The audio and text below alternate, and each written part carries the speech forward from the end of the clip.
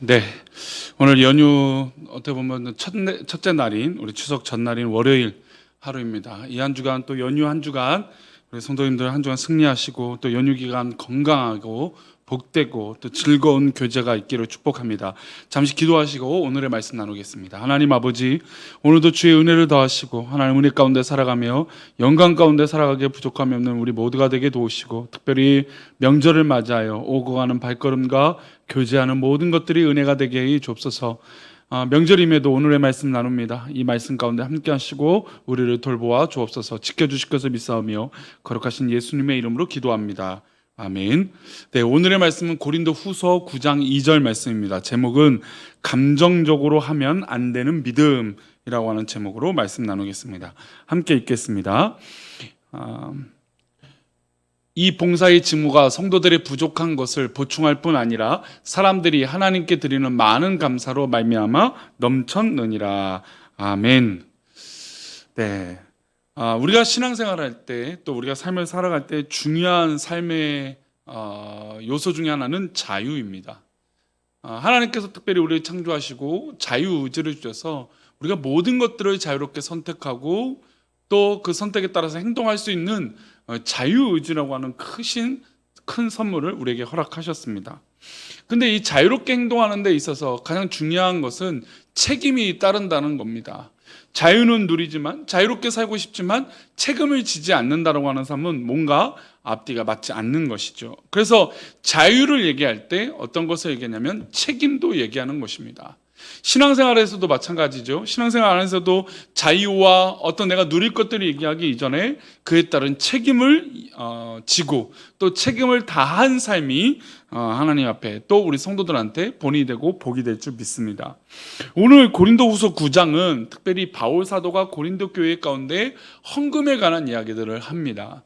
근데 이 헌금 생활을 비춰보면 사실 헌금과 모든 믿음의 삶은 밀접한 관계를 맺고 있습니다. 그러니까 믿음이 없이는 드리기는 참 어려운 것 같아요. 그래서 이 헌금을 드리는 이 자세에 대해서 바울 사도는 이야기를 하는데, 이 바울 사도가 얘기하는 헌금의 이 자세가 결국 믿음의 전체적인 모습을 이야기할 수 있다는 것입니다. 그래서 오늘 고린도후서 9장의 말씀을 보면서 우리가 드려지는 헌금 또 믿음의 삶이 어떤 자세로 있어야 되는지 한번 나누고 싶습니다. 먼저 바울 사도가 고린도 교회인들에게 헌금을 요청합니다. 그런데 헌금을 요청하면서 가장 중요한 건 감정적으로 해서 하지 않는다라는 겁니다. 신앙생활할 때 자칫하면 우리가 감정적일 때가 있어요. 감정적으로 신앙생활하고 감정적으로 행동하는 경우들이 있다라는 것이죠. 우리가 일상의 삶을 살 때도 감정적으로 행동했다가 넘어질 수 있다는 것을 우리는 명심해야 됩니다. 우리는 감정적으로, 물론 이 감성과 감정이라는 것은 굉장히 중요하지만 그것에 의한 행동을 했다가 자칫 돌이킬 수 없는 그런 모습을 우리가 가질 수도 있다라는 것이죠. 그래서 바울 사도는 철저하게 이 헌금의 이야기를 하면서 감정적인 것들을 좀 배제하고 온전히 하나님 앞에 나아갈 것을 이야기하고 있습니다. 먼저 하나님께 드려야 할 헌금의 자세, 제가 말씀드린 대로 하나님께 드리는 헌금의 자세가 어떤 삶과 같다고요? 바로 믿음의 삶과 같다라는 겁니다. 즉 이 헌금을 드려야 하는 자세가 첫 번째 어떤 건지 말씀 나누겠습니다. 우리 2절과 3절인데요. 한번 읽어볼까요?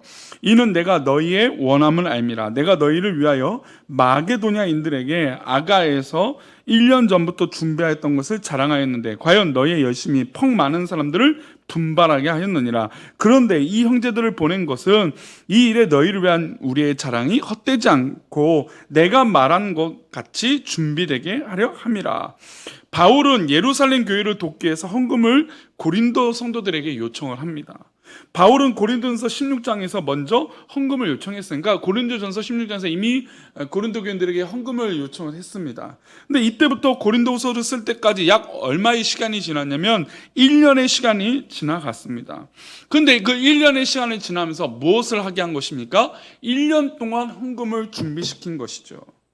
헌금의 원리 중, 믿음의 삶의 원리 중 준비되어져야 되는 것을 우리는 기억해야 됩니다. 하나님 앞에 드리는 것이 준비되지 않고 드려서는 안 되는 것이죠. 예배 드리기 직전에 와서 그냥 주머니 뒤적거려서 나오는 이 돈을 가지고 드리는 것이 아니라 하나님 앞에 정말 정성을 다해서 구별해서 준비하는 자세가 굉장히 이 헌금과 신앙의 자세는 중요한 것입니다. 그래서 헌금과 믿음의 삶의 가장 중요한 원칙 중에 하나는 준비하는 것입니다. 준비하는 사람은 유익을 누리게 됩니다. 하나님께서 주시는 은혜를 누리게 되는 것이죠. 기도로 준비하면서 물질을 내고 기도로 준비하면서 우리의 신앙의 자세를 드러내는 것이 바로 믿음의 삶이요 헌금의 자세인 것입니다. 하나님의 것임을 깨닫고 하나님이 주신 모든 것이기 때문에 우리는 준비하는 겁니다. 내 거를 드리는 것이 아니라는 개념이죠. 창세기 4장에 보면 우리가 잘 알고 있는 가인과 아벨의 사건이 있습니다.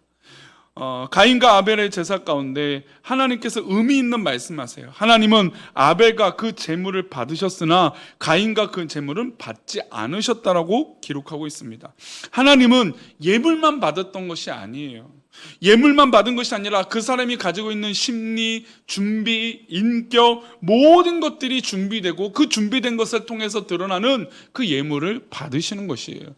그러나 우리 인간들은 자꾸 보여지는 그 형상과 보여지는 그것에 치우쳐서 예물을 드리고 헌금을 하고 보여지는 행동을 하게 되는 것입니다. 그러나 주님께서 우리 하나님께서 보시는 것은 그 모든 것에 담고 있는 우리의 인격, 우리의 반응, 우리의 준비됨, 우리를 또 하나님 앞에 드려지는 그 모든 과정들을 지켜보고 계신 것이죠. 그래서 우리는 준비된 예물을 드리는 거고 준비된 믿음의 모습을 하나님 앞에 드리는 것입니다. 또한 우리의 인격도 같이 드리는 것을 기억해야 됩니다. 우리의 인격이 과연 하나님께서 어떻게 기뻐하시는지 살펴봐야 되는 것이죠. 또한 준비하여 드리는 예물은 주변 사람들에게 어떻게 될까요? 선한 영향력을 끼치게 됩니다. 바울은 고린도 교회가 준비하여 드린 헌금이 마게도냐 지역 성도들에게 분발, 그러니까 즉 도전을 줬다는 겁니다. 도전을 줬다는 건 선한 영향력이죠. 내가 주의 일을 봉사하는데 옆 사람도 나도 그 봉사하고 싶습니다. 나도 그 사역하고 싶습니다라고 하는 것은 선한 도전이고 선한 영향력인 것이죠. 하나님 앞에 준비된 예물, 준비된 자세는 바로 이런 영향력을 가지게 됩니다. 유럽의 북부 지역인 마게도냐와 남부 지역인 아가야 지역은 당시 거리는 상당히 멀리 있었던 지역입니다. 그런데 이 소문이 어디까지요? 마게도냐 저 위쪽까지 들려진 것입니다. 성도들에게 도전이 된 것이죠. 저는 우리 교회에 이런 선한 영향력의 도전들이 있었으면 좋겠어요. 저 권사님, 저 장로님, 저 집사님, 저 성도님, 저 청년, 저렇게 신앙생활을 하는 것이구나, 저렇게 준비되는 것이구나 라고 하며 기뻐할 수 있고 도전이 되어지는 것이 바로 이 준비되는 신앙의 자세입니다. 빌립보 교회, 데살로니가 교회, 베레아 교회 성도들은 고린도 교회 성도들이 1년 전부터 준비하고 있다는 사실에 은혜를 받은 것입니다. 두 번째로 바울 사도가 이 고린도 교회에 요구하는 것이 있었어요. 두 번째 7절 말씀 한번 볼까요? 각각 그 마음에 정한 대로 할 것이요 인색함으로나 억지로 하지 말지니 하나님은 즐겨내는 자를 사랑하시느니라. 두 번째로 이 헌금의 원리 중에 하나는 즐겨내는 것이래요. 억지로 하지 말라는 겁니다. 제가 말씀드린 대로 서론에 헌금을 드리는 그런 자세가 바로 믿음의 삶에 드리는 자세와 같다라고 했어요. 즉 이것을 굳이 헌금뿐만 아니라 우리 신앙의 모든 삶에 보여지는 모습으로 비교해 본다면 각각 그 마음에 정한 대로 믿음의 삶을 행동하는 것이에요. 인색함이나 억지로 하면 안 되는 것입니다. 믿음의 삶도 봉사도 누가 하니까 따라가서 하면 안 돼요. 서론에 말씀드린 대로 감정적으로 행동해서는 안 돼요. 내가 정말 이것을 할 수 있는지, 내가 이것을 해도 되는지 돌이켜보고 준비해야 돼요. 억지로 하면 안 됩니다. 하나님은 즐겨서 내 마음을 움직이는 사람을 기뻐하시고 사랑하신다고 했어요. 헌금을 포함해서 모든 삶에 드려지는 모습이 그런 것입니다. 세 번째 원리예요. 세 번째 원리 한번 볼까요? 세 번째 원리 10절 보겠습니다. 10절 말씀입니다. 심는 자에게 씨와 먹을 양식을 주시는 이가 너희 심을 것을 주사 풍성하게 하시고 너희 의의 열매를 더하게 하시느라. 심는 자에게 씨와 먹을 양식을 주시는 이가 너희 심을 것을 주시고 풍성하게 하사, 즉 우리가 헌금을 드리고 또 아버지 앞에 봉사하는 모든 것들이 누가 주시는 것입니까? 하나님께서 우리를 풍성히 주셨기 때문이에요. 우리가 돈을 벌고 우리가 삶을 영유하고 있는 모든 것은 하나님께서 주셨기 때문이에요. 여기서 착각하면 안 돼요. 여기서 우리가 쉽게 죄 지으면 안 됩니다. 하나님께서 주신 것이에요. 하나님께서 붙들어 주신 것이기 때문에 우리는 즐거이 드릴 수 있는 것입니다. 어떤 사람들은 자선단체에 하는 기부, 하나님께 드리는 헌금을 규벌하지 못해요. 기부는 사람에게 주는 것이에요. 그렇죠? 그러나 헌금은 누구한테 하는 겁니까? 하나님 앞에 하는 것이에요. 헌금은 눈에 보이지 않는 하나님께 드리는 겁니다. 누구 목사한테 하는 게 아니에요. 누구 교회한테, 어떤 교회에 하는 게 아니에요. 헌금에 대해서 정말 잘못 생각하면 안 돼요. 우리 믿음의 삶도 목사님 보기 좋게 하려고 하는 게 봉사가 아닙니다. 우리의 중심을 보시는 하나님, 그 하나님께서 우리에게 채워주시고 풍성하게 주셨기 때문에 그것이 가능한 것이에요. 교회에서 헌금으로 포장되어 있지만 사람에게도 주는 사람들이 있어요. 아나니아와 삽비라가 어떻습니까? 자신의 욕심대로 또 거짓으로 드렸다가 하나님 앞에 심판을 받았어요. 하나님은 그들의 죄를 용서하지 않았습니다. 왜요? 하나님께서 주시는 그것을 자기 것으로 생각했기 때문이에요. 우리가 갖고 있는 이 모든 소유는 하나님께서 주신 것이에요. 마지막 네 번째 원리 한번 볼까요? 12절입니다. 이 봉사의 직무가 성도들의 부족한 것을 보충할 뿐 아니라 사람들이 하나님께 드리는 많은 감사로 말미암아 넘쳤느니라. 헌금은 상호 부조적인 성격을 가지고 있어요.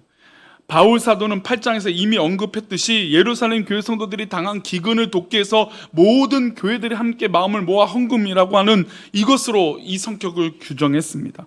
헌금은 하나님께 드리는 것이고 교회가 잘 살펴서 교회 안과 밖에 어려운 사람들, 가난한 사람들, 또 여러 모든 사람들을 돌보는데 그 부조적인 성격을 가지고 있는 것입니다. 여기서는 집행하는 사람들의 지혜가 필요하죠. 교회 안에 가난한 자들이 있고 교회 밖에 구제할 사람들이 있는데 눈 감아 버리고 교회가 외면해서는 안 되는 겁니다.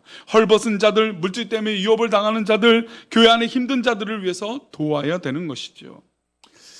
우리 성도님들 이 헌금 이야기를 제가 이 성경 본문을 빗대어서 모처럼 하게 되었지만 저는 이 헌금이 곧 믿음의 자세라고 봐요. 믿음이 있는 사람이 헌금하는 겁니다. 믿음이 있는 사람이 제대로 헌금하고 행동할 수 있는 것이에요.